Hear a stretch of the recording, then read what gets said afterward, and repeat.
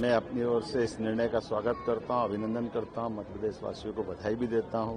शाला का पूरा परिसर है वो राजा भोज द्वारा बनाया गया था। जो यहाँ पे मुस्लिम समाज के लोग गलत ढंग से नमाज अदा करते आए हैं, उस 7 अप्रैल 2003 के ऑर्डर को, उस भाग को कोर्ट ने आज खारिज कर दिया। सुप्रीम कोर्ट जाएंगे। दोनों याचिकाकर्ताओं ने तय कराए, उनके वकील हैं अशर वारसी और एक वकील है जावेद, और इन सब वकीलों ने, और भी एक बड़ी टीम है जिसने तय कराया कि सुप्रीम कोर्ट जाएंगे। सर, आज एक बहुत बड़ा निर्णय आया। माननीय न्यायालय द्वारा वर्षों पुराना भोजशाले प्रकरण का जो निर्णय दिया है, मैं माननीय न्यायालय के माध्यम से सभी समाजजनों को न्यायालय के निर्णय के माध्यम से, जो हम सबका हमारी परंपरा भी है कि हम न्यायालय के निर्णय के आधार पर इस बात का प्रसन्नता भी व्यक्त करता हूं कि न्यायालय ने माना कि हाँ, ये भोजशाला का स्थान था जहां राजा भोज ने मां वाग्देवी के स्थान के माध्यम से इस स्थान की महत्ता को विकसित किया था। मैं अपनी ओर से इस निर्णय का स्वागत करता हूं, अभिनंदन करता हूं, मध्य प्रदेश वासियों को बधाई भी देता हूं और सभी लोगों से अपील करता हूं कि इस निर्णय को सिरोधार्य करके एक ऐसा समाधान दे जिसके बलबूते पर हमने देश के अंदर अयोध्या में भगवान राम के देवस्थान के समय पे भी न्यायालय के निर्णय के आधार पर सामाजिक सौहार्दता की उत्कृष्ट मिसाल हासिल की थी।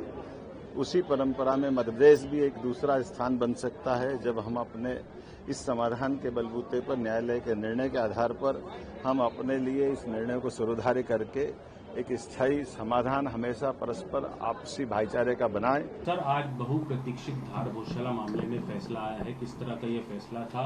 कितने दिन की सुनवाई हुई? कब का ये आप लोगों ने पिटीशन लगाई थी और कितनी कुल याचिकाएं लगाई? देखिए, मुझे याद है कि जब इस याचिका को हमने लगाया था और इस मामले में नोटिस जारी हुआ था, तब आपसे रूबरू हुए थे, मुलाकात हुई थी। 11 मई 2022 का वो दिन था जब इंदौर हाईकोर्ट ने इस मामले में पहली बार नोटिस जारी किया था, इस मामले को एडमिट किया था और फिर उसके बाद इसकी सुनवाई शुरू हुई। इसके बाद हमने यहाँ पे एक एप्लीकेशन दी थी जिसमें हमने मांग की थी कि यहाँ पे आर्कियोलॉजिकल सर्वे ऑफ इंडिया द्वारा सर्वे किया जाए। उस एप्लीकेशन पे ऑनरेबल जस्टिस धर्माधिकारी साहब की खंडपीठ ने उस एप्लीकेशन को अलाउ किया था 11 मार्च 2024 को, और उसके बाद यहाँ पे 98 डेज का एएसआई का सर्वे हुआ। 2100 पन्ने की एएसआई की रिपोर्ट आई। ये मामला सुप्रीम कोर्ट गया, फिर सुप्रीम कोर्ट ने वापस इस मामले को अल्टीमेटली इंदौर हाईकोर्ट भेजा कि इसका फाइनल डिसीजन दिया जाए। इंदौर हाईकोर्ट में 6 अप्रैल से इस मामले की लगातार सुनवाई हुई, बीच में जो छुट्टियां पड़ी वो अलग है। और फिर उसके बाद आज इंदौर हाईकोर्ट ने इसमें बहुत ही ऐतिहासिक फैसला दिया है। राम मंदिर के जजमेंट के बाद ये दूसरा ऐसा फाइनल निर्णय है जो हाईकोर्ट से आया है। और आज इतने दिन की सुनवाई और 2022 से लगातार 4 साल की इस लीगल कार्रवाई के बाद आज ये बात सिद्ध हुई है, स्पष्ट हुई है कि जो भोजशाला का पूरा परिसर है वो राजा भोज द्वारा बनाया गया था। ये एक माँ वाग्देवी, माँ सरस्वती का स्कूल रहा है, स्कूल ऑफ संस्कृत लर्निंग रहा है, उनका मंदिर रहा है। और जो यहाँ पे मुस्लिम समाज के लोग गलत ढंग से नमाज अदा करते आए हैं, उस 7 अप्रैल 2003 के ऑर्डर को, उस भाग को कोर्ट ने आज खारिज कर दिया है। और हमारे जितने आर्गुमेंट थे कोर्ट ने उस बात को एक्सेप्ट किया है। और जो माँ सरस्वती, माँ वाग्देवी की आज प्रतिमा ब्रिटिश म्यूजियम लंदन में रखी हुई है, कोर्ट ने यह भी कहा है सरकार से कि वो उसको कंसिडर करें कि उसको वापस लाया जा सके। साथ ही साथ अगर कोर्ट ने मुस्लिम पक्ष को ये लिबर्टी दी है कि अगर वो सरकार के सामने प्रत्यावेदन देते हैं नमाज के लिए और मस्जिद के लिए ऑल्टरनेट लैंड का, तो सरकार उसको कंसिडर करेगी धार क्षेत्र के अंदर। सर, मुस्लिम पक्ष ने धार कोर्ट में भी सिविल सूट लगाया था जी, उसका कोई देखिए औचित्य नहीं होता है, क्योंकि सिविल सूट से आप हाईकोर्ट की प्रोसीडिंग्स को बाधित नहीं कर सकते, ना प्रतिबंधित होती हैं। ये रिट जुडिक्शन है और इसमें जो आर्कियोलॉजिकल सर्वे ऑफ इंडिया का एक्शन था 7 अप्रैल 2003 का, वो अंडर चैलेंज था। इसलिए सिविल सूट फाइल करने से हाईकोर्ट की जो अधिकार हैं, हाईकोर्ट की जो पावर्स हैं, वो खत्म नहीं होती। मुस्लिम पक्ष ने फैसला आने से पहले कहा था कि अगर उनके खिलाफ फैसला आता है तो वो सुप्रीम कोर्ट या बिल्कुल सुप्रीम कोर्ट वो जाएं, उनका अधिकार है और सुप्रीम कोर्ट में उनका स्वागत हम लोग भी वहाँ पे करेंगे और वहाँ पे हम लोग भी सुप्रीम कोर्ट में मौजूद रहेंगे और अपनी बातें कोर्ट के सामने सुप्रीम कोर्ट में भी तर्क के आधार पर जैसे हाई कोर्ट में रखी वहाँ पे भी लड़े। माननीय न्यायालय साक्ष्य पर चलते हैं और ये बहुत प्रसन्नता का विषय है कि एक बहुत बड़ा फैसला मध्य प्रदेश न्यायालय ने सुनाया है। इसके लिए मैं बहुत बहुत शुभकामना देती हूँ और जो इसके पक्ष में मुकदमा लड़ते रहे उनको भी बहुत बहुत आभार। और ये केस जीता जागता उदाहरण था, लेकिन किन्हीं कारणोंवश उसमें फैसला नहीं आ पा रहा था। और ये बहुत खुशखबरी है जिस फैसला आया है हिंदुओं के पक्ष में। फैसले का स्वागत है। भोजशाला में जो फैसला मध्य प्रदेश उच्च न्यायालय द्वारा आया है उसका स्वागत करते हैं। सदैव सत्य की जीत होती है और सत्य की जीत हुई। भोजशाला का निर्णय पूरे हिंदू समाज की, सनातन धर्म को मानने वालों की और देश की अस्मिता की जीत है।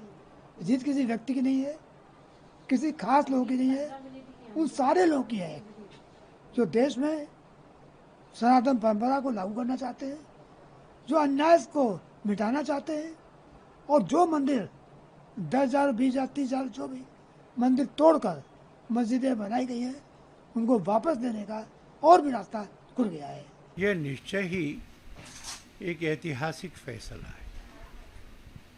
धार की भोजशाला एक हिंदू मंदिर है और इसके स्थान की प्रकृति हमेशा से हिंदू मंदिर की रही है। 1947 में रही थी और इन सब चीज़ों का विचार करके न्यायालय ने निर्णय दिया है कि ये स्थान हिंदू मंदिर है, हिंदुओं को इसमें पूजा अर्चना निरंतर करते रहने का अधिकार मिला है।